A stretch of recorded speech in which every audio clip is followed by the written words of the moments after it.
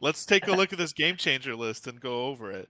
Couple things to note first is that if it's in a category of 1 through 5 brackets, like tutors, most of those aren't going to be listed. Whereas they mentioned specifically things like survival of the fittest is like a best in class tutor that just gets to get used over and over and over again.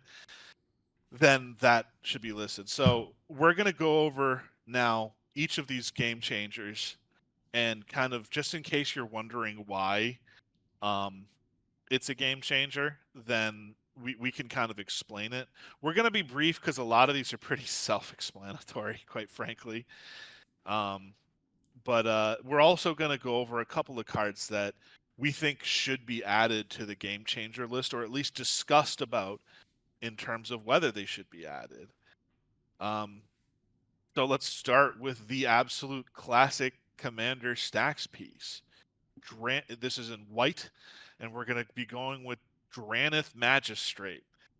Dranith Magistrate says your opponents can't cast spells from anywhere besides their hand. I'm going to make sure that that's exactly the words. It's a 1/3 for 2 mana. Yep, and it's your opponents can't cast spells from anywhere other than their hands. No commanders for you, no cards from your graveyard, no flashback, no exiling cards from the top of your library, and no commanders for you. Period. End of story. It just shuts everybody else down but you for 2 mana. Every commander deck that's competitive that is in white plays this card. Every single one with 0 exceptions. I mean, like, or as you said, no commanders in commander. I can play my format. commander, but not you. Yeah, right, yeah. right. Only I get to have fun this game. Isn't this a blast? Ha ha ha ha ha. So yeah, that one definitely should be on there. Now the next one is Enlightened Tutor. This one is interesting to me.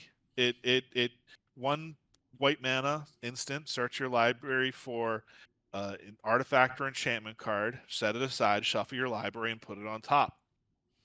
What do you guys think about this being on the game changer list? I think they hit most, but not all of the cycle, and we'll get to that. But of all of the 1 mana search your library put on top, as just the strongest tutors, because category 3, bracket 3, does allow for as many tutors as you want, but only up to those 3 game changers. This doesn't affect brackets 4 and 5 with all the competitive stuff. So they just had to, as you mentioned before, really call out the best in class tutors when it comes to these game changers, so that you don't just jam them all in your deck and then say, like, oh no, I'm still only playing the 3. So I think it's definitely deserved. Enlightened Tutor has to be on the game changers list. Just a 1 mana tutor. I mean, what do you think, John? Yeah, it's definitely like I could see playing this card in, a precon or weaker deck and it being fine, but it's that rest in peace that totally shuts off your opponent. It's that ensnaring bridge that slows the game down. Like it is all these problem cards from several different classes that you can just get the right one at the right time. Like it's certainly worth going down a card to get the right card right now or next time you draw, which is sometimes right now anyway. I play it it it's an in instant. several You can decks. do it end of turn. Yeah, now that you mention it, I play it in several decks, and the least egregious thing that I find with it is Mirari's Wake. That is the least effective card that I find with Yeah. it. And you're absolutely right that all the best hate pieces are artifacts and enchantments. So if you can have a way of just getting that silver bullet instant speed for 1 mana, that's pretty good. Also, shouts out to my favorite answer to that cycle of tutors, Codex Shredder. That is why I run 1 in every deck that I play. It's just, yeah, I'll e-tutor, cool. Mill 1, I guess. But no, that makes sense. So what's next up on the list? Sarah's Sanctum. This should be pretty obvious. It's a land that taps for up to unlimited mana depending on how many enchantments you have. It gives you a white mana for each enchantment. Do we want to spend a lot of time on this one, or do people understand that tapping one land for like 5 mana is pretty freaking absurd? This card I think that one changes the game. this card takes a little investment, but like it's certainly worth it. It's gonna get you very far, and it's gonna take up a land slot.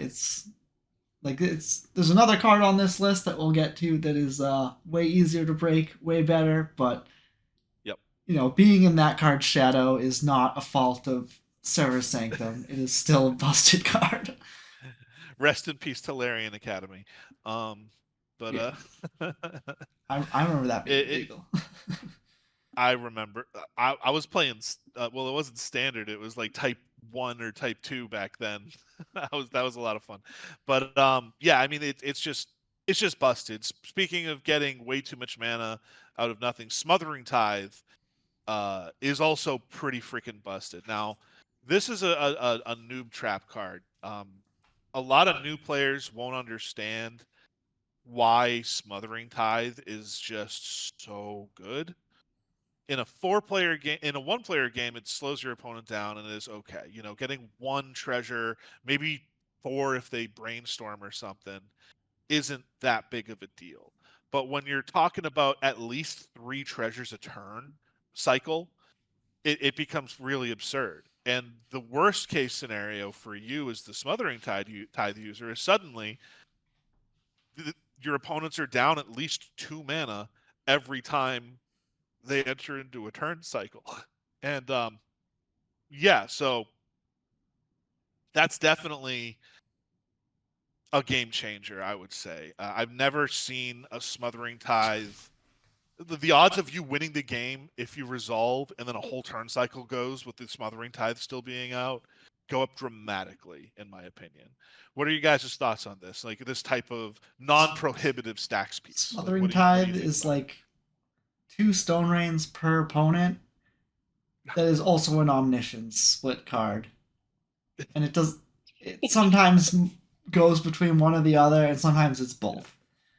Yep. And also works heavily off of your opponent's not knowing. Like you could have nothing in hand and you can get all the treasures you want, and you should be, have treasures. I'm gonna kill you with the mana I've got. And other times you just have the Force of Will or whatever, and you're just like, yeah, give me free treasures so I can cast this without a pitch. It's like there's no way for you to know, and it generates tons of value. Like even if you don't need the mana, just like a Disciple of the Vault effect, where it's like, oh, every time an artifact dies, I ping everyone. It's like, well, guess what I'm getting? Artifacts that sack themselves.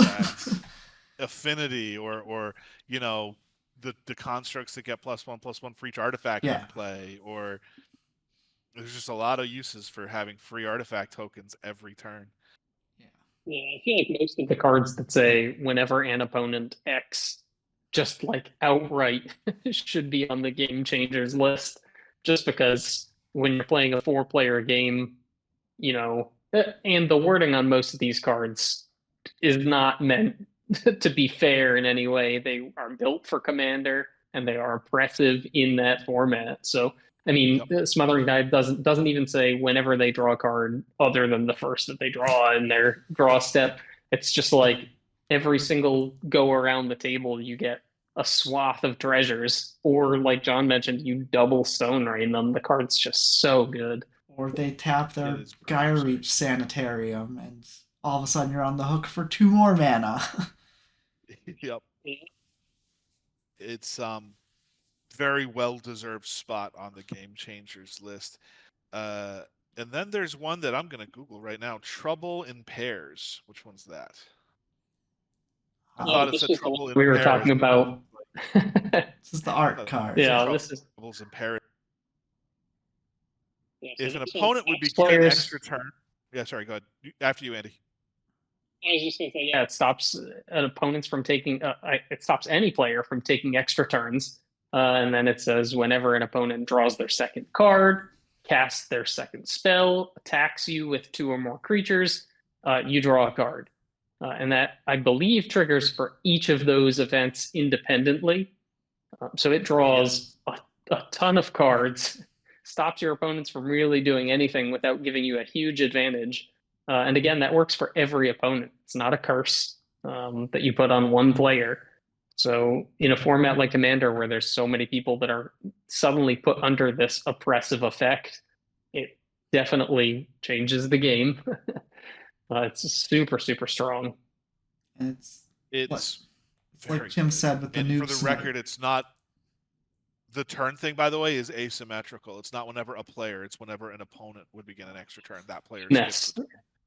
Oh, Even that better. card's so good. Yeah. Everybody loves asymmetrical stacks pieces, right? Yeah. And it's the other thing that Tim said with the noob snipe. Like, you have one opponent that doesn't understand how good this is for you, and they just like, I'll just play 5 spells, draw some cards. It's like, okay, I will. I will be glad to draw those cards. Like, it's way better when one person at the table just doesn't understand what's going on. Yep. I think that's a good third asymmetrical stacks piece in white. I mean, we're only 5 cards into the list, and it's just, Drannith Magistrate, Smothering Tide, Trouble in Pairs. Yep. When you were talking about how it doesn't affect you negatively in any way, and it's oppressive for your opponents. So that's actually the end of the listed game changers for white. There were a couple of notable exceptions, exclusions from this list, in my opinion. I think that it's not quite as good as Rhystic Study, which we'll get to in a minute. It's not quite as good as Trouble in Pairs, but Esper Sentinel, in my opinion, should be on the list. An early Esper Sentinel is like a white recall. It is exceptionally good. It's 1 white mana. It's only the first non-creature spell they cast, so it's not as busted, even though it still is in every CEDH deck that white plays. It is just there's no cumulative upkeep, no nothing like that. It's just whenever an opponent casts their first non-creature spell in a turn, you have to pay X, where X is Esper Sentinel's power, or you get to draw a card. And I think that, just like what you said, whenever an opponent does this, get X is like really busted. The draw card mechanic is phenomenal. You can get it out on turn 1 with just a plains, and it's really, really, really strong. What do you guys think about that? Should Esper Sentinel be on this list, do you think? Yeah. Almost definitely. 100%. Yeah. Yeah. For the same reasons, it's just a one-sided stacks effect. It taxes your opponents. If they don't pay, you draw a pile of cards. You draw them on the opponent's turn, so you don't have to discard. And then you just go about your business, casting your mana rocks and all of your draw spells, and you have no issues. It's like one of the more answerable versions, being an X1. But also, what's worth noting is it triggers off of its power, not just one. So if you can find a way to pump it, it actually becomes unpayable. Yes. So any equipment, any +1/+1 counters, the Thalia's, all the human buffing spells hit it because it's an artifact creature, but somehow still a human. I don't know. Cyborgs. Esper, we get it. Esper, you're cool. Esper did that. Yeah. But like, put it in the comments whether cyborgs are still humans. Let's have a philosophical discussion in the YouTube comments. Sorry, go ahead, continue, John. My thoughts on this is, if you were to kill it with a gut shot, it would still cost you the mana they spent to cast it. Yep. Or they would get the card back. So you're never actually beating this on mana or card quantity. Mm-hmm. So like you need. I mean, Commander has a ton of chupacabras, bone shredders, like creatures that would kill this, but it's still so easy to get value off of this. It's just like bone shredders. How many cards have you drawn? before someone can play their 3-drop, right? Like, I mean, And it has to be answered. yeah, and some games can just start off slow, but like if you get to go at it warp speed and everyone else has to be slow, that's like amazing for you. That you got to so stand, you just got to cast a standstill on turn one, Oddly like, enough, yeah. and break it I mean, yourself, not care. Like, oh, it's just so good. Like, oh, it's probably there's answers, there's ways to beat it. It's not like as good, but when it's good, it's just as good as many of the other cards on this list. and again, it has to be answered, or else it's gonna draw your opponent like 3-4 cards during its lifespan for 1 mana. It's very good. Funnily enough, this version is better in more competitive pods than it is in casual pods, because casuals tend to run a lot more creatures, which doesn't trigger it. So that might be why they didn't include it, but I personally think it should certainly be on the list. Now, we talked about board wipes earlier. There is one board wipe that I think should be on the list of game changers, especially when you're considering the lower levels shouldn't have this particular card, in my opinion. That card is Farewell. Reason being, it just stops. I think it's like everything but battles and planeswalkers.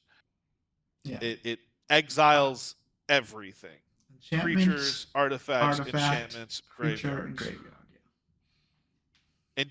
and you get to pick, right? Yeah. Yeah. They're all ors. There's you can and or any of them.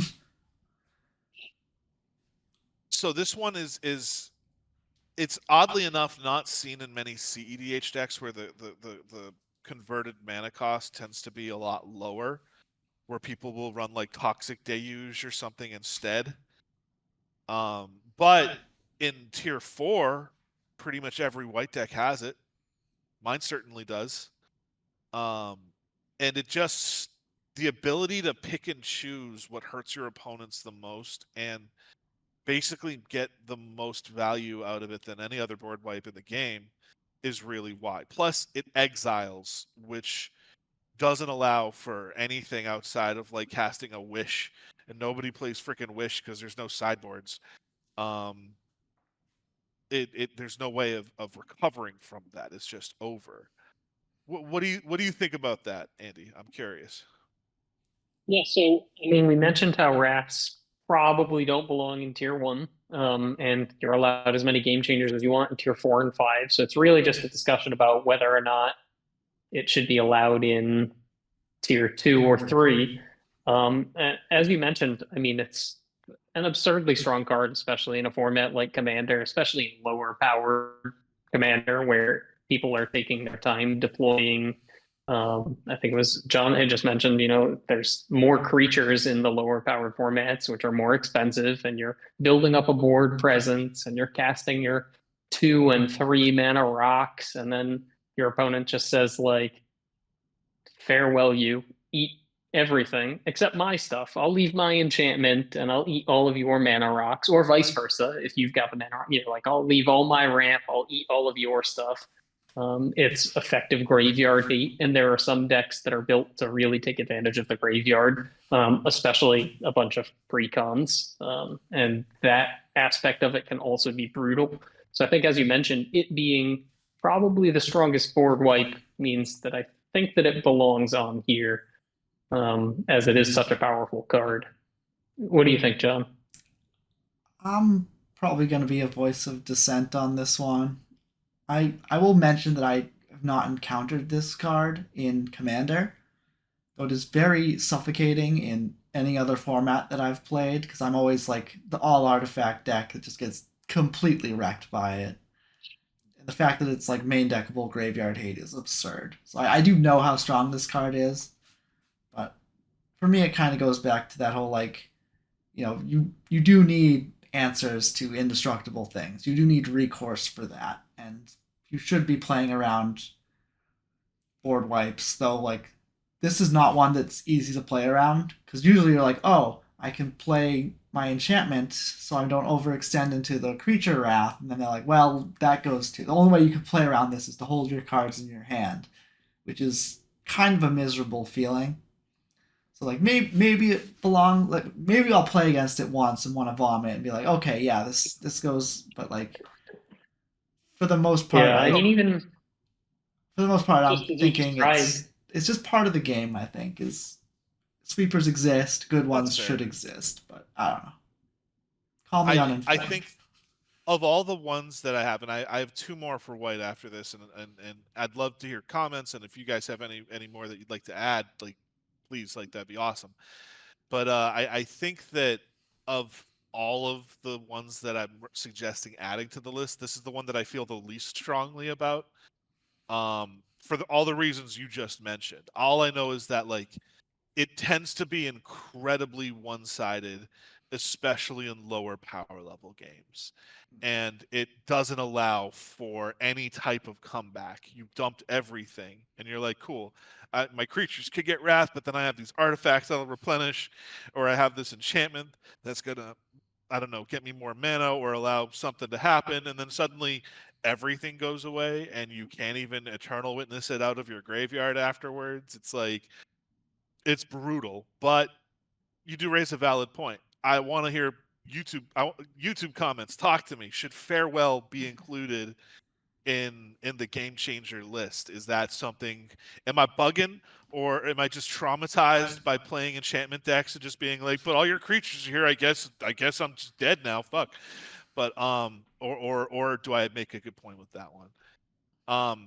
Speaking of graveyard hate, another card that I think should be in here is Rest in Peace,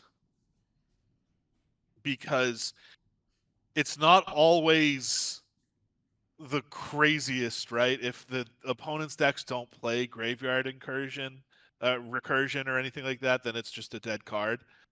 But if the deck is centered around graveyards, it just totally stops in a way that's way beyond Farewell. Farewell is a one and done, it's gone.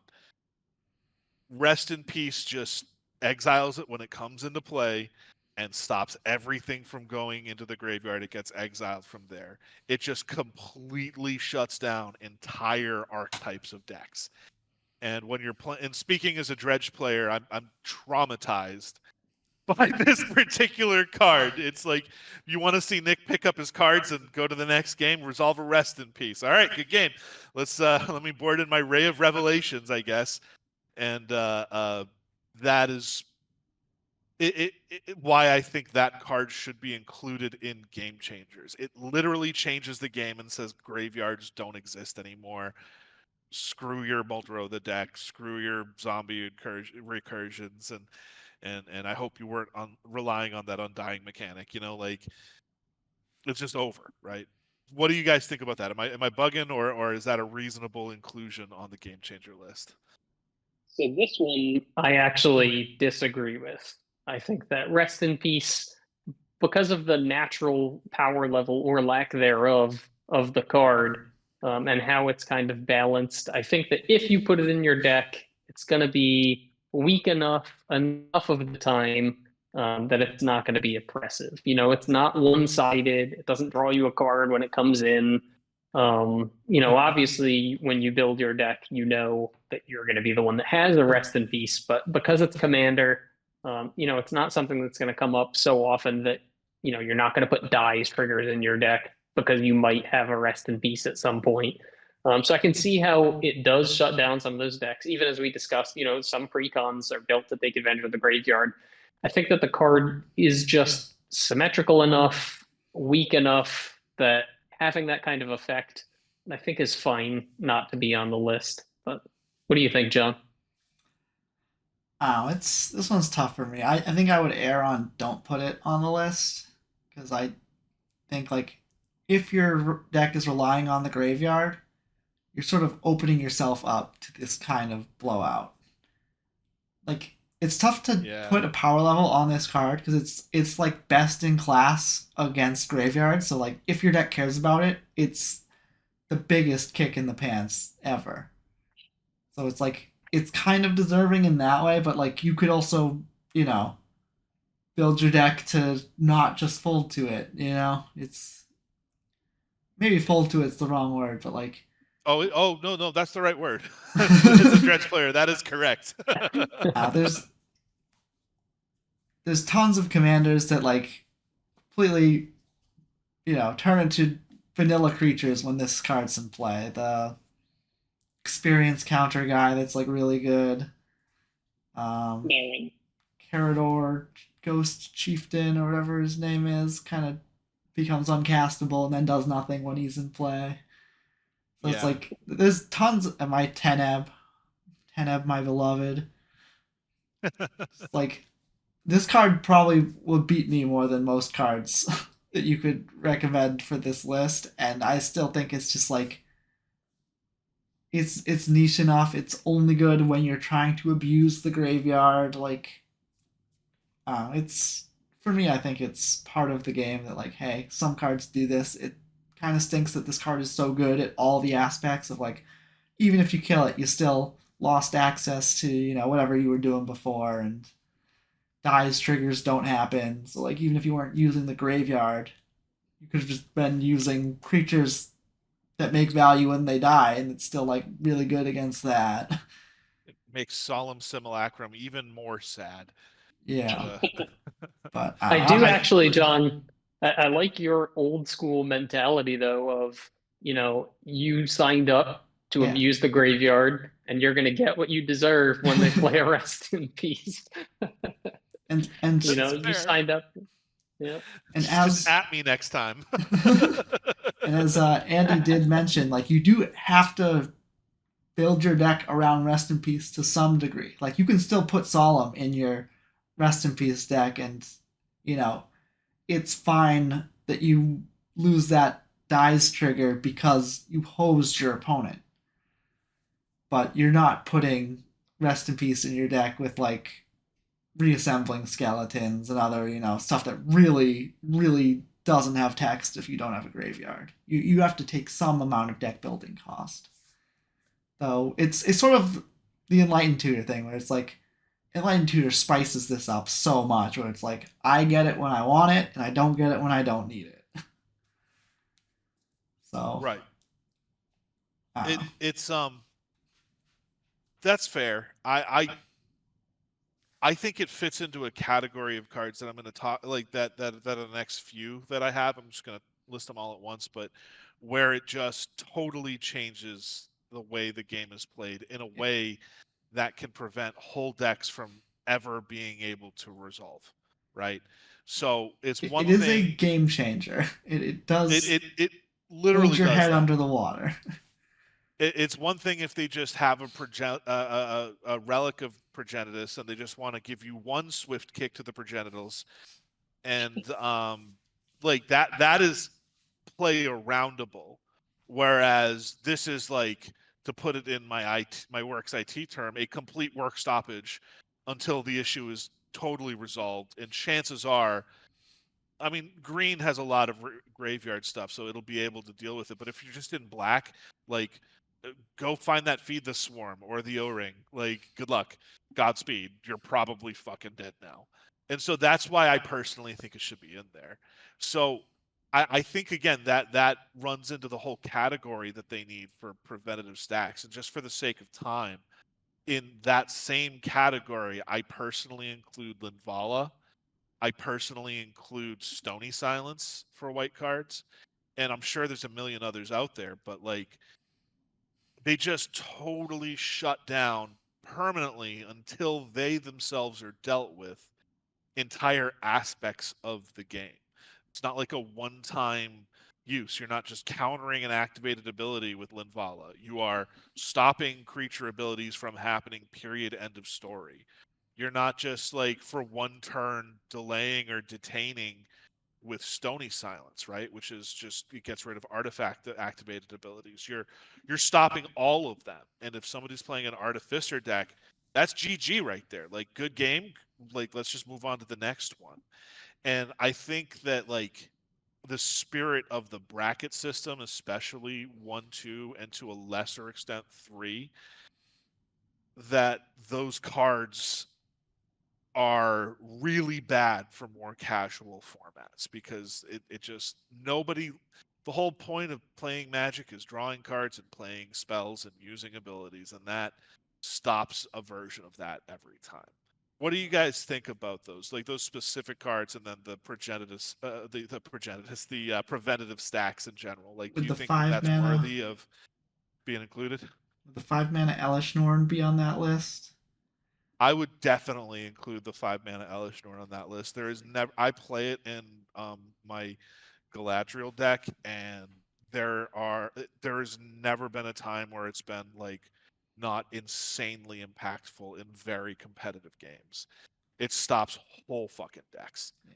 So like my thoughts on this is I'm a player who likes to lean heavily into theme, and these type of effects really punish that.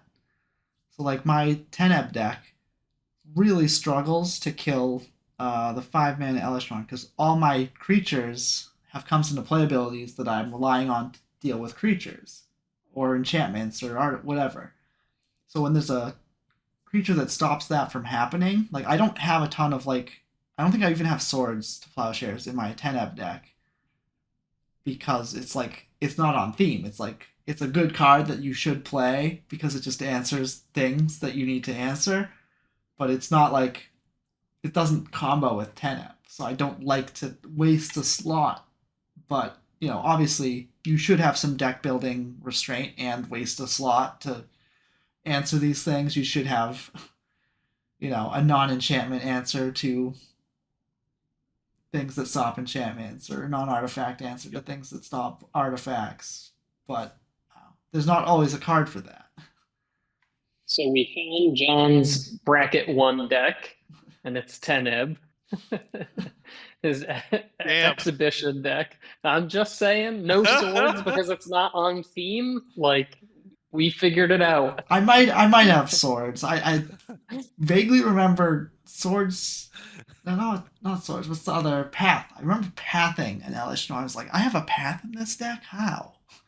That was me. Yeah, you passed Maybe. my Elish Norn. Yeah. So I was surprised when I saw that path. I was like, this isn't. I would put a different card that I would put a Ravenous Chupacabra or something, whatever it's called. But yeah, it's. I think Norn is a perfect example of a card that was missed and should be on here, even though it costs 5. More so than cards like Stony Silence and Rest in Peace, in my opinion, because again of the asymmetrical aspect of it. You're going to put Elish Norn in your deck that has a ton of ETBs because it's good for you. And when you play it, it also just shuts down your opponents. Yeah, it's the Karn any thing. ETBs that they have. Yeah, it's the Karn thing. It's like the I put this for me, but also off y'all. Yeah.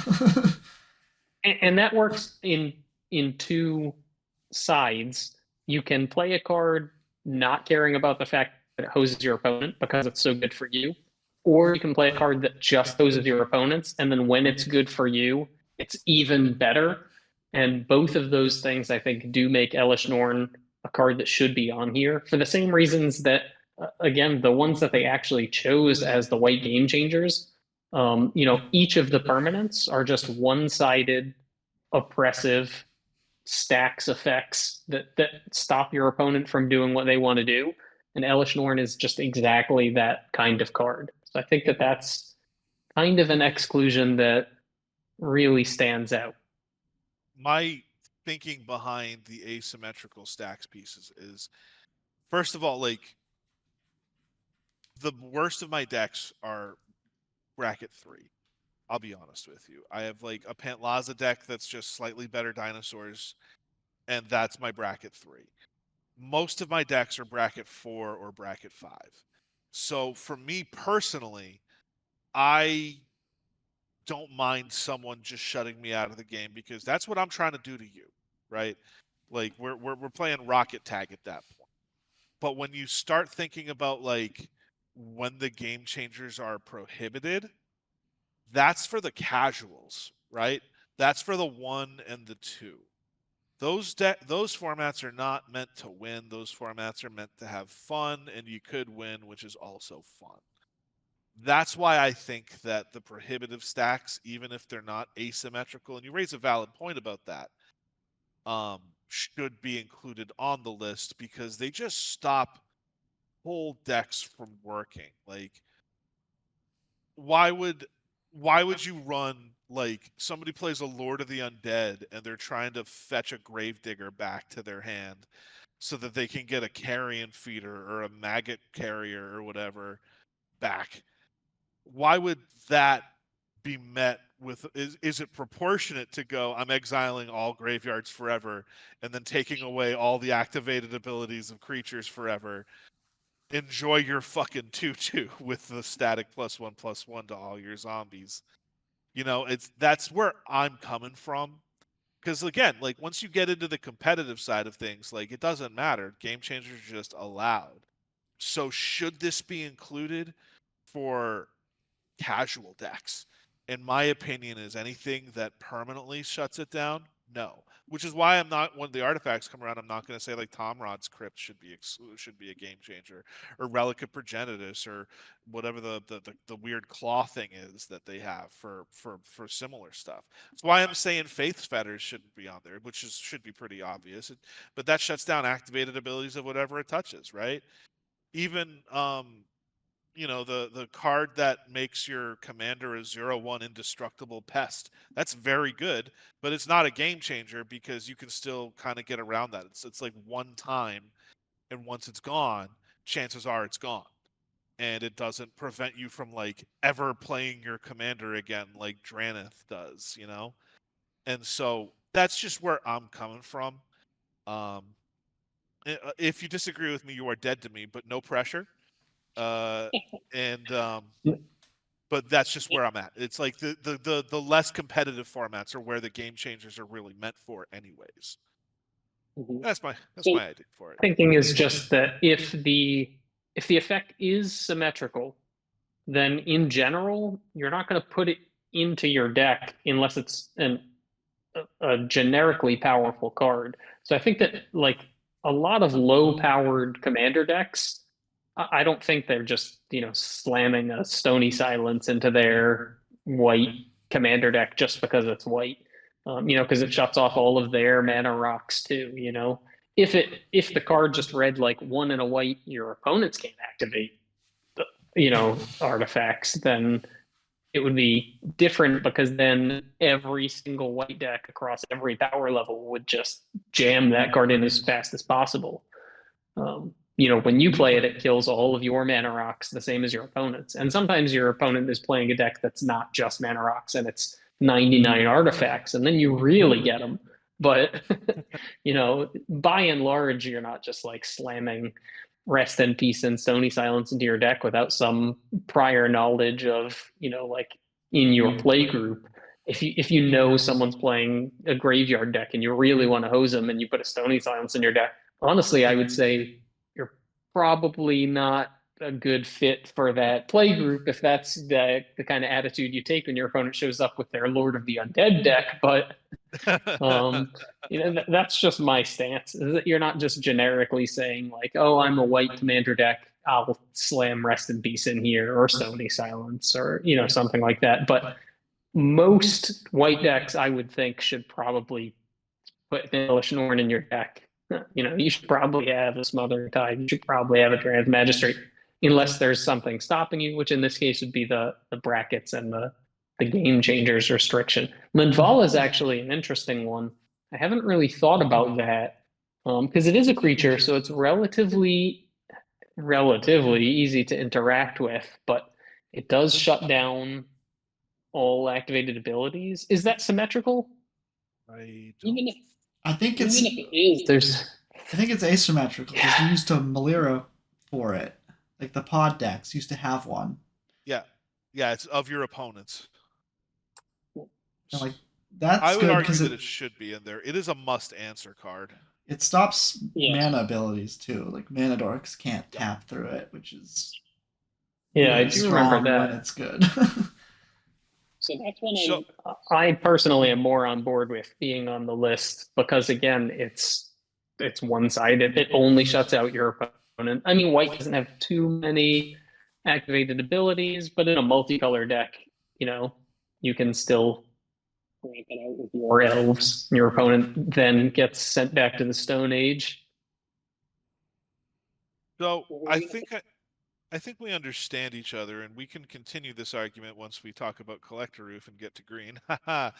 um, so, what do you think? Is there anything obvious that we're missing that we have talked about? Like anything that you guys can think of that we should probably include on this, or are we good to move to blue, which the whole color is basically on this game changers list? Yeah, so I think you laid them out pretty well for the obvious exclusions, at least in my eyes. An issue for me is that whenever I play Commander and I sit down and somebody hands me a deck, I fan out my opening hand and I look down and I just say, like, I can't believe these cards are legal. Just for so many different cards. Coming from a competitive play standpoint and a 60 card format player, like they just allow so many busted cards in Commander that it's tough to really grasp the context. But I think you've laid out pretty good options for ones that they may have missed, with some pretty good reasoning behind them too. So, what do you think, John? Anything missing? Nothing